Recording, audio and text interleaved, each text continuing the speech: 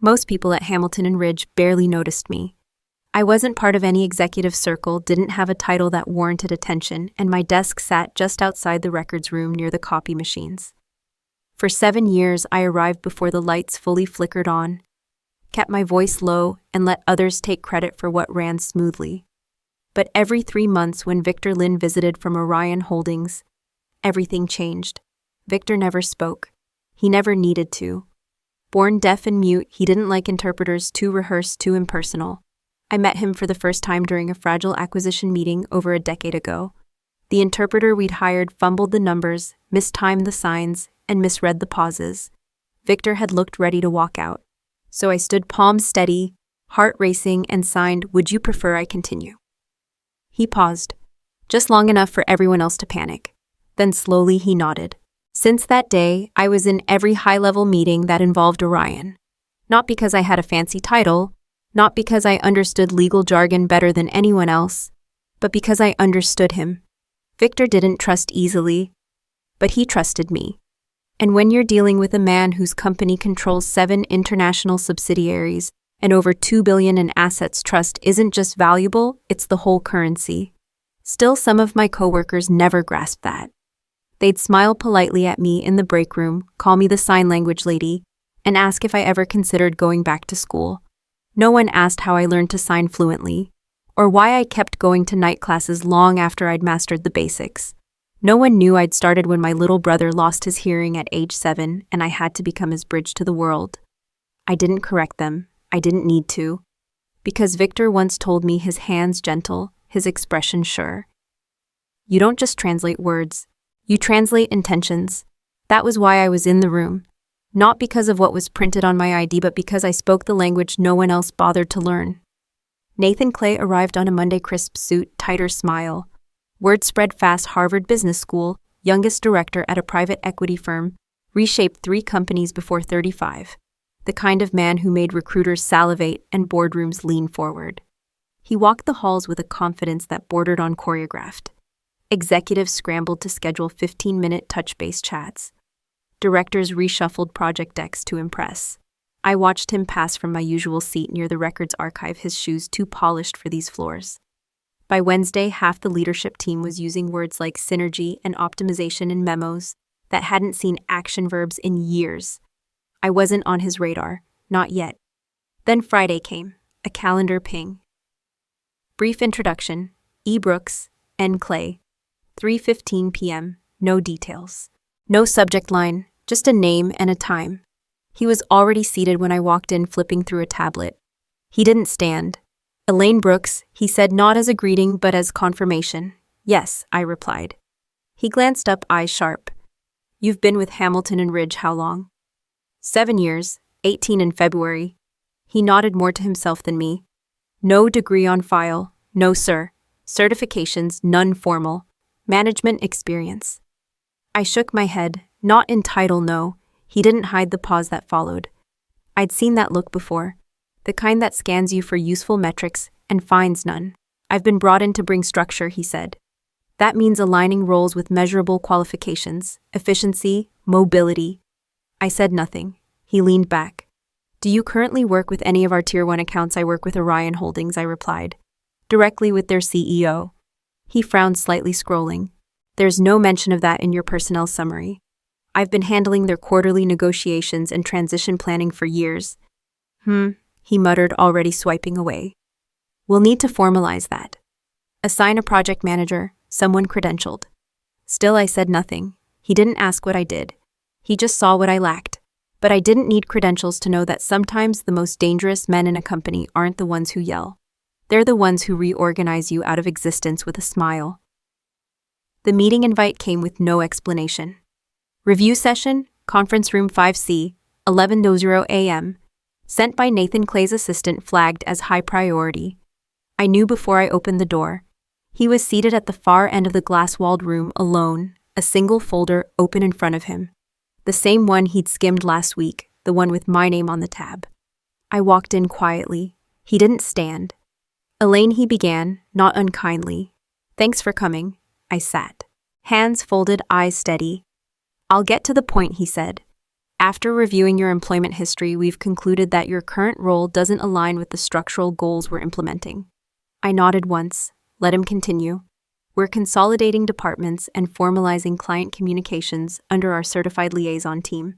Given your lack of formal education credentials or managerial responsibilities, we're unfortunately unable to retain your position moving forward. There it was, he didn't even say you're fired. Just wrapped it in passive structure like a well-packaged apology. We're offering a standard severance, he added, sliding a paper forward. 3 months' salary, HR will walk you through the next steps. I looked at the paper but didn't touch it. You're free to apply for any upcoming admin roles, he said, but priority will be given to certified applicants. I nodded again, once. Then I stood, adjusted my jacket, and offered the only words I would. Good luck with your next meeting with Orion. That got a flicker, just a slight twitch in his brow. Confusion. He didn't ask why I said it, didn't ask what I meant, didn't realize I was the only person in this building who could understand Victor Lin's hands when they moved in silence. I walked out without raising my voice, without protest, without a scene. He ended it with one sentence. I responded with one look. And in that look was 7 years of loyalty, understanding, and fluency in a language he didn't even know was being spoken. But he would. Very soon, I didn't cry when I packed up my things. There wasn't much to take, just a framed photo of my brother, a hand-painted mug from Victor, and a notebook filled with years of handwritten notes in both English and glossed ASL. I left the mug's matching plate behind. Let them wonder who it belonged to. By the time the rest of the office heard about my departure, I was already walking past the revolving doors, the same ones I'd passed through before sunrise, nearly every weekday for nearly 2 decades. I didn't say goodbye, not out of spite, just clarity. They wouldn't notice until the silence hit. That evening I made 3 calls, not to lawyers, not to journalists, just to people who understood the value of presence. The first was to Martin Alvarez, my mentor from the Chicago Sign Institute. He'd taught me the grammar of silence, the emotion behind pauses. They let you go, he asked, quietly stunned. After all these years, I nodded even though he couldn't see me. They're restructuring. They want credentials, not connection, he paused. Let me guess, they haven't told Orion. Not yet, I said. But they will, the wrong way. The second call was to Dana Shaw, a former interpreter from my advanced workshop days. She'd moved into legal court work but still knew how to read a room with her hands. Same rate if they call, I asked. Only if they call you first, she said without hesitation. The third call was the hardest. Lena Yu, Victor's liaison, picked up on the second ring. Elaine, I won't be at next week's meeting, I said softly. A beat, then another. Are you sick? No, just released. She said nothing for a moment. Then thank you for telling me. I'll make sure Victor knows. That was all. No speeches, no bitterness, just 3 calls, no tears. You don't need noise to send a message. You just need the right ears. The building felt unusually bright that morning, as if the glass had been polished twice, and someone had replaced the fluorescent lights with something warmer, more performative. A catered breakfast spread lined the executive lounge, pastries, fresh-cut fruit, imported tea, designed not for hunger, but for optics. Even the pens at the boardroom table had been swapped out, sleek metal, engraved with H&R, Orion Q3. Everyone was performing success. At 8:58, Nathan Clay adjusted his cufflinks for the 3rd time and strode into the lobby with 2 senior directors flanking him. He walked like a man about to close a deal, not realizing the deal was already slipping through the cracks beneath his shoes. At precisely 9:00, the elevator doors opened with a soft chime. Victor Lin stepped out, his presence quiet but unmistakable.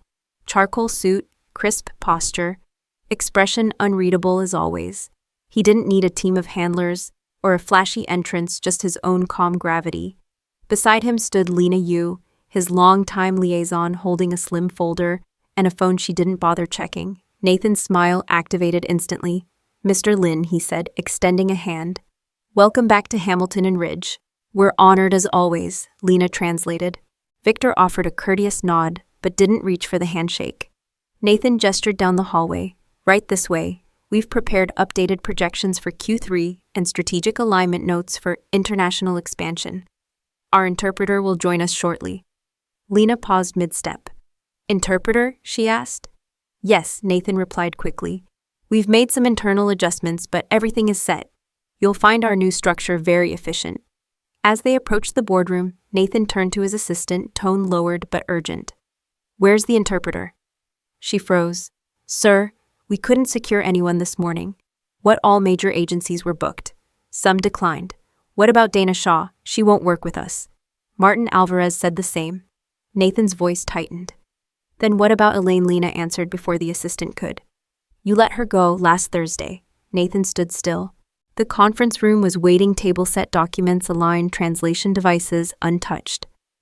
And yet no one in the building could communicate with the one man who needed no microphone to command attention. Victor entered and took his seat at the head of the table. He said nothing. He didn't need to. The silence in the room wasn't awkward. It was deafening. The tension in the boardroom was brittle like glass stretched too thin. Nathan stood near the projector stalling. The slides were ready. The water was chilled. But the one thing they didn't have was the ability to speak. Victor sat at the head of the table, hands folded, posture unmoved. Lena stood beside him, arms crossed, saying nothing. Her silence wasn't passive, it was intentional. Nathan glanced toward the door again, jaw clenched. We're waiting for one more member of our support team, he announced. She should be here any minute. He didn't sound convinced. Then the door opened. No one turned at first. No one expected what they saw. Elaine Brooks stepped into the boardroom, not in a suit, not with a nameplate, not with a printed agenda. Just a simple blouse, slacks, and the same quiet focus she always carried. No badge clipped to her collar, no department to represent. Just herself. Lena's eyes widened slightly. Victor's chin lifted. Nathan's face froze. What is she doing here? He whispered sharply to his assistant. But Elaine didn't look at him. She didn't address the room, didn't announce her presence. She simply walked forward, gently placed her bag beside the wall, and turned to Victor. And then with calm precision she signed. No dramatic flourish, no speech, just fluency. Victor watched her hands like he always did, with clarity, with attention, with trust. Then slowly he responded. They spoke like that for several minutes, silently weaving meaning between gestures and breath. Elaine paused only once to glance toward Lena, who gave the subtlest nod. Victor's expression shifted barely but unmistakably, the tension in his shoulders released. His hands stilled.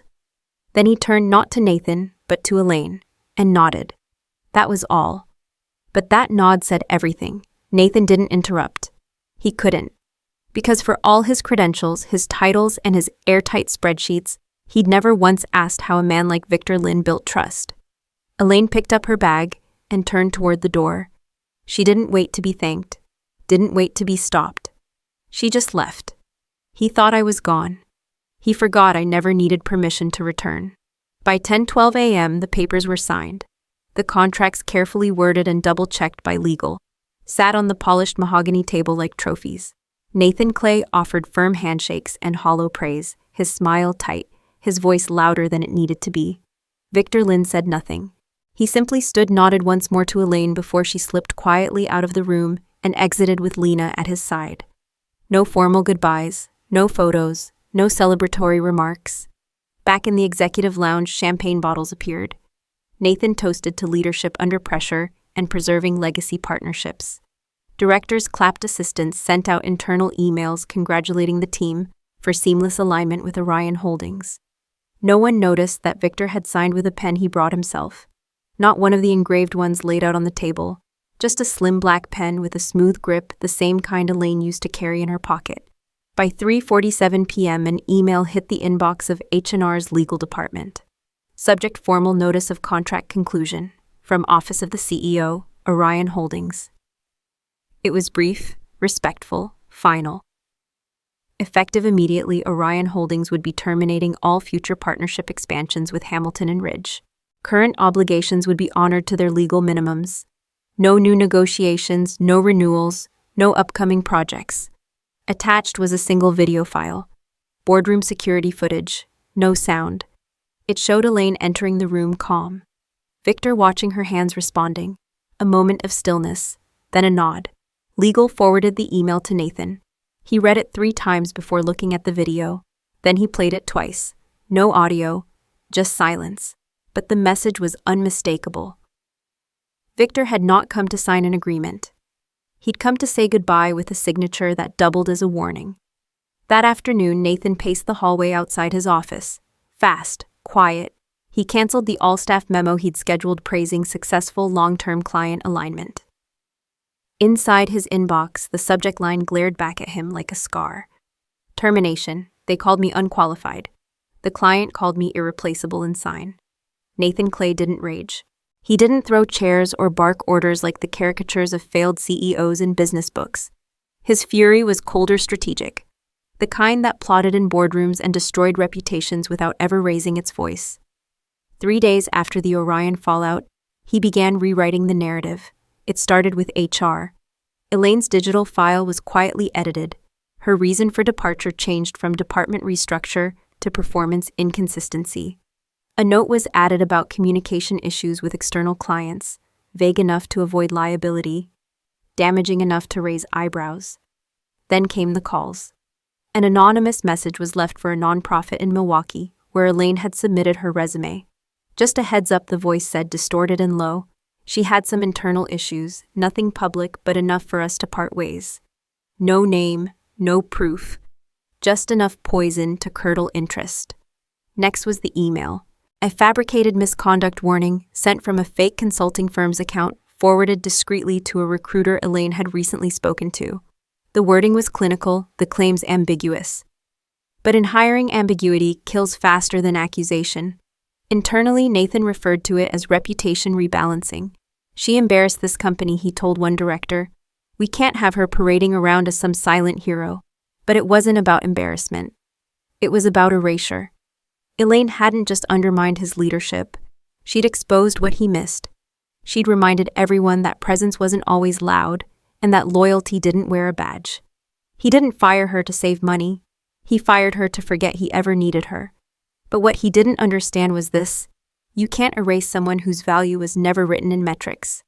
And some reputations don't need defense because the right people already know the truth.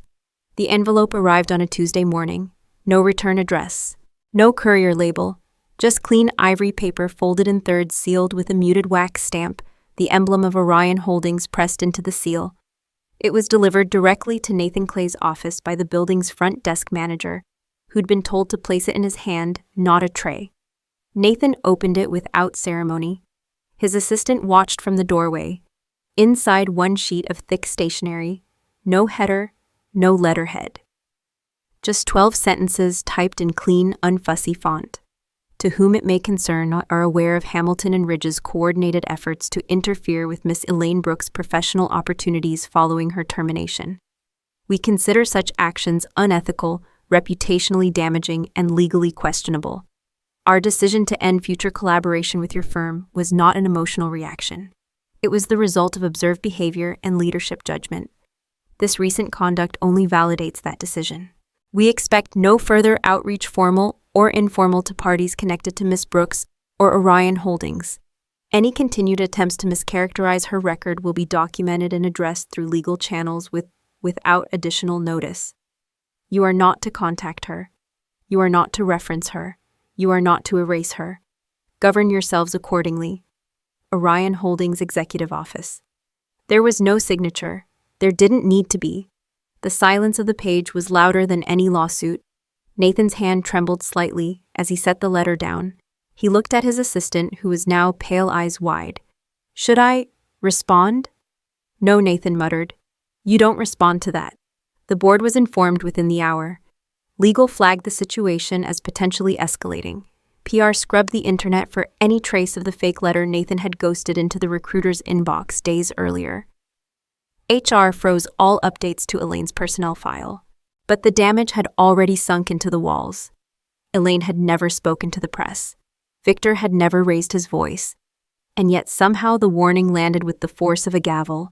It didn't need a signature, just the weight of a man who never speaks but is always heard. The letter arrived on heavier paper than most contracts ever did. Orion Holdings didn't send offers through recruiters or generic HR portals. They sent them like invitations to something old-fashioned and important. The envelope was unmarked, but I knew who it was from before I even opened it. Inside, a simple page, no salary breakdown, no jargon, just a title and an offer. Director of Cultural Integrity. Victor didn't just want me to translate anymore. He wanted me to shape policy guide how Orion listened not just across languages, but across silence. The irony made me laugh aloud in my kitchen, the sound bouncing off the cabinets. I had been fired for lacking credentials. Now I was being trusted to help reshape how an international firm defined inclusion itself. 3 weeks later, I returned to Hamilton and Ridge, not with a keycard, not with a laptop, with a guest badge clipped loosely to my blouse and a speaking outline in my coat pocket. Their Diversity and Ethics Committee had invited me per strong suggestion from Orion to lead a session on building long-term trust in nonverbal communications. I agreed, not for them, for the ones watching from the corners of the room, the ones who, like me, once had no voice in the org chart. I stood at the head of a glass-paneled conference room, facing some of the same executives who once passed me in the hallway without seeing me. "I'd like to start," I said, "by telling you about what happens when a company confuses silence with absence. No dramatics, no accusations, just presence."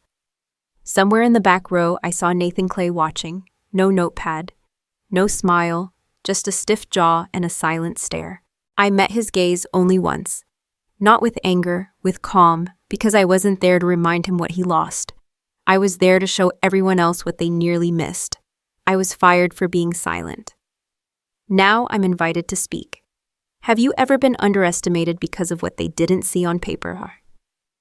If this story resonated with you, I'd love to hear your thoughts. Leave a comment, hit subscribe, and tell me. Have you ever spoken a truth no one was ready to hear?